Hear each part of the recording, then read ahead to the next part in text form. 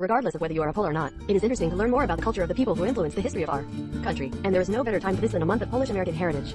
If you are a Polish American, there are several museums of Polish history on the East Coast and the Middle West of Poland, but the most famous of them is the Museum of Poland in America in Chicago. But whether you are Polish or not, if you haven't had the opportunity to explore your heritage, I strongly recommend you to explore your cultural identity. Poles began settling in the United States in 1608, but continued to emigrate to the United States throughout American history, even during the American Revolution. Each of us has a rich family history that can teach us resilience, compassion, and self-respect based on the stories of our ancestors and help us communicate with living family members through the stories of the past. You may not find this in conjunction with George Washington, but you will be surprised to find out what you can learn by doing a little research on your family history. The conversation I had with my grandfather was as valuable to me as the information about the Polish side of my family. For example, when I heard about the Polish American Heritage Month in October, I found it interesting to learn a little more about my grandfather's family history.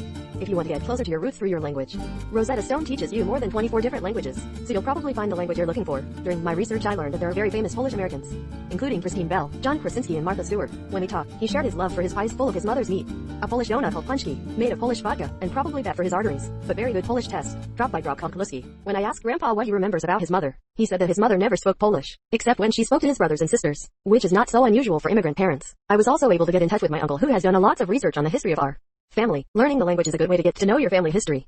The United States has thousands of historical museums where you can learn more about family history. My grandfather and uncle taught me that my great-grandfather, John Migalski, who was born in the Polish city of Guzno, immigrated to America on July 4, 1889.